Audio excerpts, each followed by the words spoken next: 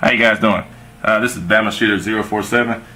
Not sure if you've seen the title of this video, Glock versus Glock, Glock 26 versus the rest. I was kind of want to show you guys something real quick. Right here's the Glock 26 Gen 4. It is loaded. It's my everyday carry gun. Glock 26 Gen 4. Inherently accurate. A lot of you guys seen other videos kind of going through how I like it, likes and dislikes. Move this case out the way. I've kind of gotten over the whole slide bite thing with Glocks. I actually started to really like Glocks, to tell you the truth, especially Gen 4. But I got something else. Kind of see if I can feel a roll or see what I'm missing, because this is a subcompact. It is tight in the hands, but it's a dream when it comes to concealed carry. It is accurate, but the thing is, it feels kind of small. I know what it can do, but the feel that you get from it doesn't really represent the true value that you get with it. I just wanted something that kind of, the size and appearance of it correlates with the actual functionality and how it works. See what I got.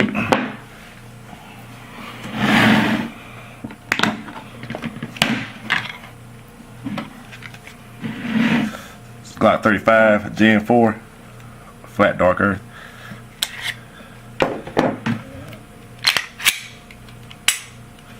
Like I said, nothing's in there. Now this is a monster.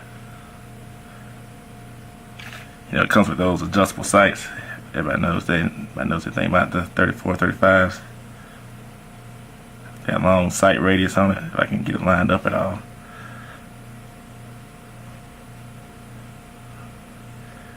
And that's Daisy.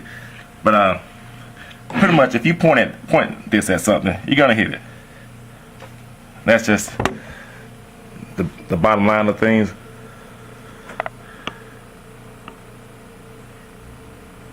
I'm not gonna point my dog in case you wonder. Whatever you point at, you're gonna hit it. I'm gonna show you guys a target. The first time I shot it, when you see this target at first, sorry about that, you're gonna say, well, he's all over the place. But I had to explain it to you.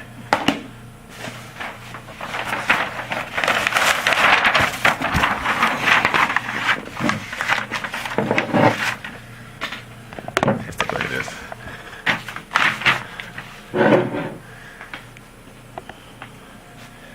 Now this is the first time I shot the gun. I shot this and the 26 at the same time. But like I said, it looks like it's kind of all over the place. But the way my range operates, you have to call cold range, cold fire before you can even touch the target. You can't pull the target back, man. You got to walk up there to it.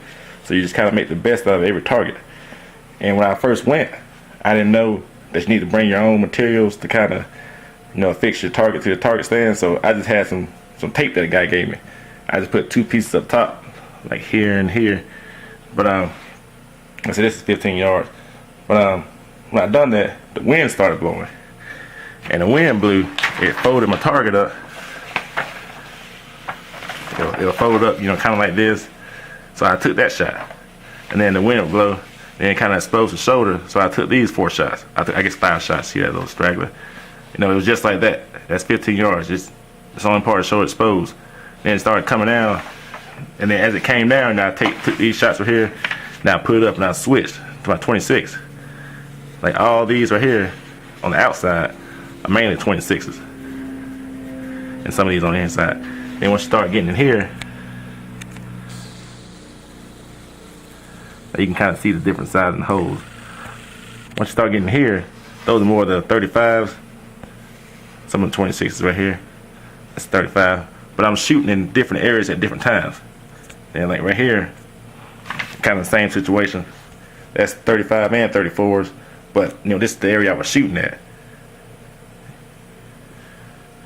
And come on down, took a couple low shots. I was shooting at the 8. Right here. Like I said, that's 35 man. It's just 35s, 35s. Some of these 26s. Like I said, they both outstanding, kind of perform outstanding. So the question is, what's the big difference between the two? Of course, you guys know this is a 9. It's 9mm. You also get a 27, which is a 40. But like I said, just for this comparison, this is a 9. I said it's gonna carry every day, most of the time. And I can carry it, inside the waistband, outside the waistband, Black Hawk holster, just however I want to carry it. Just throw it in your pocket.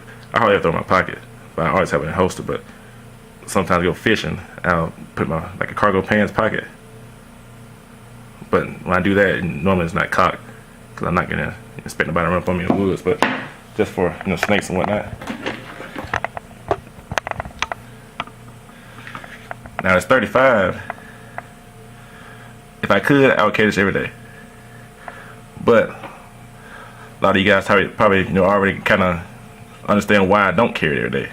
I mean, because one, it looks like just badass, that flat dark earth. I think it's nice.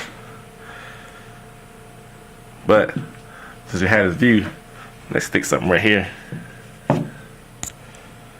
See the size comparison on it?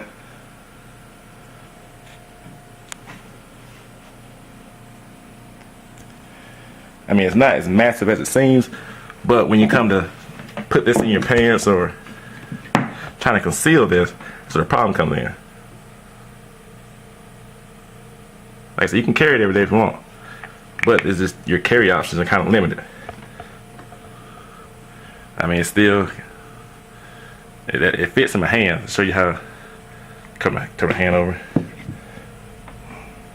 So my hands, you're blocking the whole firearm. Turn over, but it's still,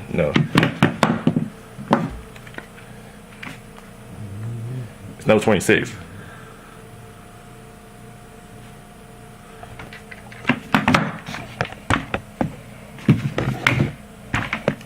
So the biggest thing that you can ask yourself is, what's the purpose of having a 35, 34 Glock?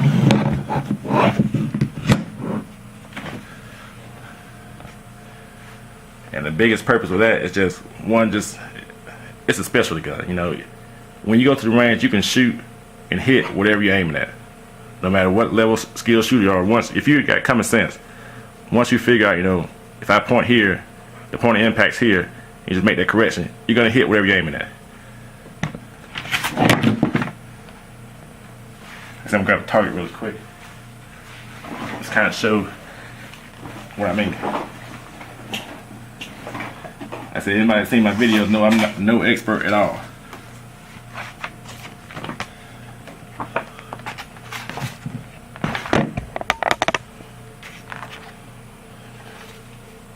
That's one target with 35. I'm gonna tell you something after I show you this. Just remember that. That's one target. That's 2. That's a mounting hole. That's not a bullet hole. That's a mounting hole. And that's 3. But people saying, well, it's not that good. Kind of far. I was aiming for the red dot, obviously. This one I clipped it once. Got 2 around. This one got 2 on the inside ring, but none in red. But that's 45 yards with the 35. I mean, like I said, I'm no marksman, but like I said, there were state troopers, and I think they're either state troopers or city cops at the range, and I was out shooting those guys. They kept stopping what they were doing to look at me, and that speaks a lot. Even though I don't have any kind of formal training or whatnot, I can't hardly operate this camera out, moving all over the place. They stopped doing what they were doing to look at me in the 35.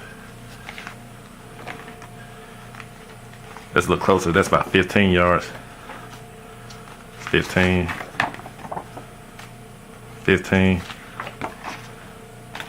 15.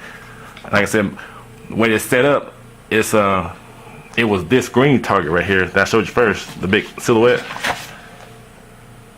The stand holds that. And what I did, I kind of placed the targets,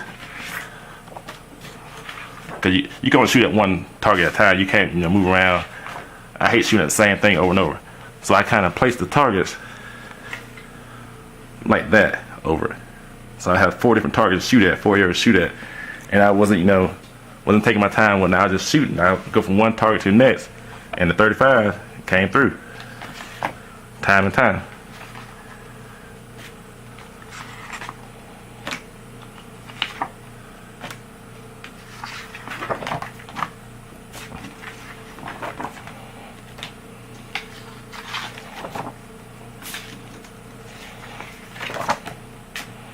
That's me riding the reset. That's not rapid fire. That's just me riding the reset, kind of pointing at the same place every time. You know, that I'm thinking I'm pointing at the same place. But that's what that is. It's me trying to just work that reset and figure out how that works. So don't get fooled by that one. That's just me riding reset. Now these up top, these are the 35.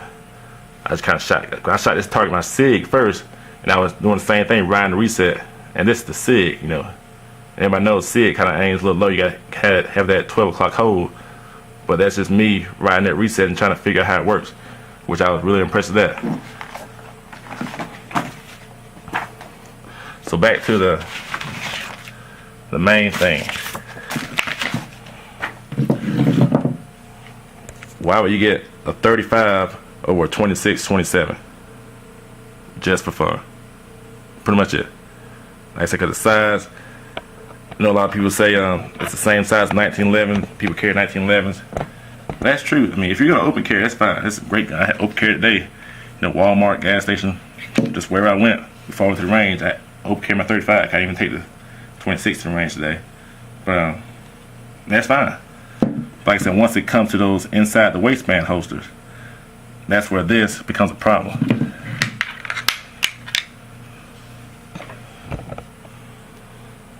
Because it starts, you know, all nice and neat back here. You go up. What's that? It stops. And it just keeps going. And you can really feel that once that's inside your pants. Like anytime you bend over, it looks like you have like a reverse, you know, hanging out your butt. Or where you carry off your side or whatnot, just an extra appendix. Just hanging out. You know, it's no thicker or anything, it's just that little extra length. That's all it takes. Like I said, don't get me wrong. I'm not bashing the 35, 34s. Great gun. But you just need to kind of know its purpose before you get one. And me, I knew the purpose before I got it. It's just going to be a fun gun. That's all it's going to be. And that's pretty much what it is. You know, if I ever had to put this in a home defense or self-defense role, it's going to do the job. No question. But am I going to carry this gun faithfully day after day? The answer is no. It's just too big, you know, especially during the summertime in the South. You just, you know, wear that much clothing, and you can't conceal as well. You know me, I don't really care. I don't conceal a lot. I open carry a lot, to tell you the truth. It's just easier. When I go to work, I take it off, you know. How I do that, I was looking for a Black Hawk holster for like a Glock 17. I mainly got it for this. Then I couldn't find one at the academy when I went, so I was like, man. So I got one for 26. I was like, normally I, you know, inside the waistband carry my 26, but I was like, let me just try this. So I bought the Black Hawk for the 26, and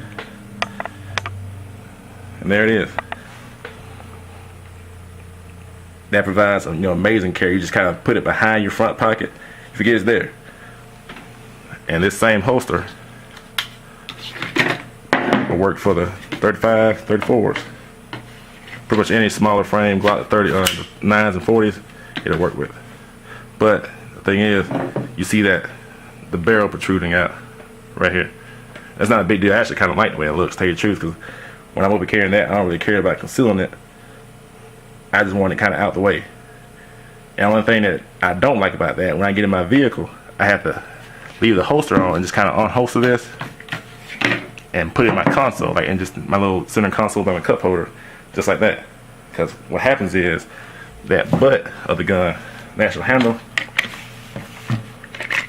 it'll ride into my leather seats in my truck, and the last thing I want is to put a hole in my seat, because I'm trying to, you know, just keep it on all the time. I can just easily just take it off. But other than that, man, just let me know your comments if you have the same problems that I have. It's just that massive size of it when it comes to, you know, wearability and concealability. Just leave me a comment, let me know. If you want a question, just Also asking.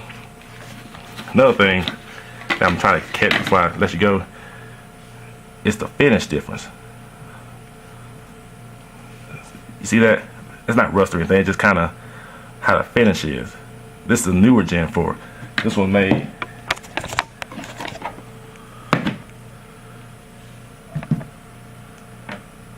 well, they don't tell when it's made. The shell casing, you know, the spent casing they send with it.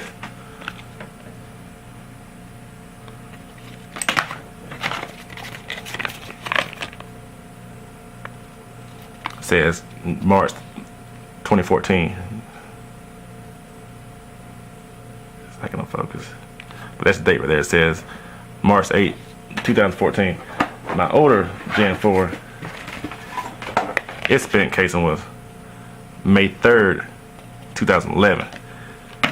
And that finish is a whole lot different. This finish right here, well, it's not really picking up. It's a real, just kind of textured gray. This right here is a real smooth gray. And when I first got it, I thought it was used. I bought this gun brand new. I thought it was used because I had a couple scratches on it already. But it's just that different finish. You know, this is a whole lot smoother. I'm thinking Glock is still working on that finish. But, you know, no permanent scratches, but just